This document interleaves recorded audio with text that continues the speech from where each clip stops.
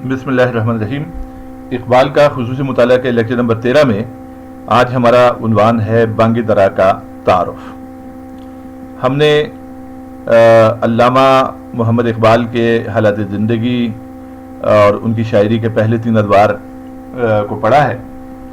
اس کے بعد آج سے ہم سلسلہ شروع کر رہے ہیں اقبال کی تصانیف کے تعارف کا، اور اس سلسلے میں آج ہم بانگ درا پر ایک نظر ڈالیں گے۔ بانگ درا 3 حصوں پر مشتمل ہے۔ اس کا حصہ اول جو ہے وہ علامہ اقبال کے اس کلام پر مشتمل ہے کہ جو انہوں نے اپنی شاعری کے آغاز سے لے کر 1905 تک جو شاعری کی، اس پر مشتمل بانگ درا کا پہلا حصہ ہے۔ بانگ درا کا دوسرا حصہ جو ہے وہ 1905 سے لے کر 1908 تک کے کلام پر مشتمل ہے، یعنی وہ عرصہ کہ جو اقبال نے یورپ میں گزارا اور اس دوران انہوں نے جو شاعری کی، تو وہ بانگ درا کے دوسرے حصے میں شامل ہے۔ اور بانگ درا کا تیسرا حصہ جو ہے وہ 1908 سے لے کر 1924 تک ہے، یعنی اقبال کی یورپ سے واپسی اور اس کے بعد بانگ درا کے اشعار، یعنی 1924 تک انہوں نے جو شاعری کی، تو وہ شاعری بانگ درا کے تیسرے حصے میں شامل ہے۔ اب ہم ایک ایک حصے کو دیکھتے ہیں۔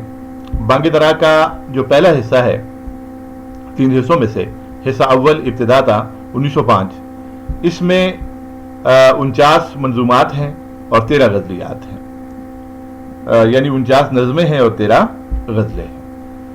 بانگ درا کا دوسرا حصہ جو 1905 سے لے کر 1908 تک کے کلام پر مشتمل ہے، اس میں 24 نظمیں ہیں اور 7 غزلیں شامل ہیں۔ تیسرا حصہ جو 1908 سے لے کر 1924 تک ہے، اس میں 70 نظمیں، 8 غزلیں اور 29 ظریفانہ نظمیں ہیں۔ یہ طنزیہ اور مداحیہ نظمیں ہیں جو بانگ درا کے آخری حصے میں شامل ہیں۔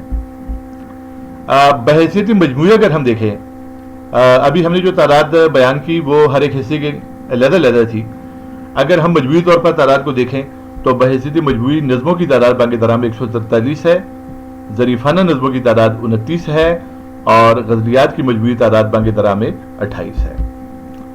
اس کے بعد ہم موضوعات کی طرف آتے ہیں، اور بانگ درا کے حصہ اول کے موضوعات پہ اگر ہم ایک سرسری نگاہ ڈالیں تو اس میں جو موضوعات ہمیں نظر آتے ہیں ان میں ایک وطنیت ہے، دوسرا موضوع فطرت کی منظرکشی ہے، یعنی اقبال نے وطنیت کے بارے میں، وطن کے بارے میں بھی نظمیں لکھی ہیں۔ ترانے ہندی ہے، نیا شوالا ہے اور ہندوستانی بچوں کا گیت ہے، اس قسم کی نظمیں ہیں۔ فطرت کی منظرکشی اقبال نے بانگ درا کے پہلے حصے میں بہت خوبصورت کی ہے، قدرتی مناظر پر مشتمل نظمیں لکھی ہیں، بچوں کے لیے نظمیں ہیں، بچے کی دعا اور بھی ہمدردی اور بھی کئی نظمیں ہیں، پرندے کی فریاد وغیرہ۔ تو یہ نظمیں جو ہیں یہ بچوں کے لیے ہیں اور بانگ درا کے پہلے حصے میں شامل ہیں۔ پھر اسی پہلے حصے کا ایک اور موضوع جو ہے بہت اہم، وہ ملت اسلامیہ کا احساس ہے، یعنی شروع ہی سے اقبال کی شاعری میں ہمیں یہ احساس ملتا ہے اور آگے چل کر یہ احساس مزید گہرا ہوتا جاتا ہے۔ اسلام سے محبت اور عشق رسول بھی اقبال کے کلام میں شروع ہی سے ہمیں یہ موضوعات دکھائی دیتے ہیں۔ پھر حصہ دوم کی طرف جب ہم آتے ہیں تو حصہ دوم میں اقبال نے فلسفہ خودی کو بیان کیا ہے۔ ابتدائی صورت میں، ابتدائی شکل میں خودی کا فلسفہ جو ہے وہ بانگ درا کے اس حصے میں ہمارے سامنے آتا ہے۔ مغربی تہذیب پر تنقید و تبصرہ بھی اقبال نے اس دور میں کیا ہے۔ حصہ سوم کی طرف جب ہم آتے ہیں تو حصہ سوم میں وہ تصور خودی کہ جس پر انہوں نے پچھلے دور میں اظہار خیال کیا تھا، اس کی ایک ارتقائی صورت ہمیں اس دور میں دکھائی دیتی ہے۔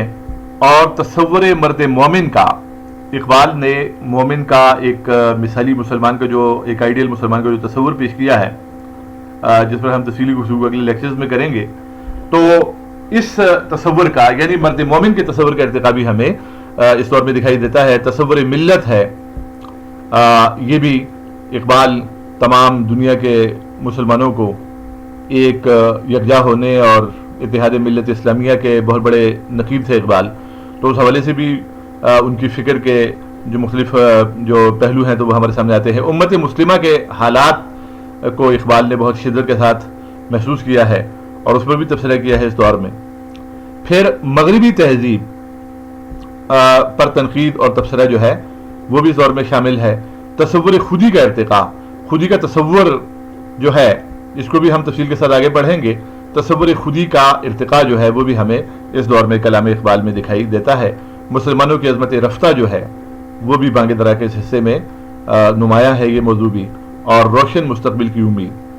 مثال کے طور پہ وہ طلوع اسلام لکھتے ہیں اور کئی ایسی نظمیں لکھتے ہیں کہ جن میں وہ مسلمانوں کے مستقبل سے مایوسی کا اظہار نہیں کرتے، بلکہ ایک پر امید اور رجائی انداز میں انہوں نے مسلمانوں کو روشن مستقبل کی نوید جو ہے وہ سنائی ہے۔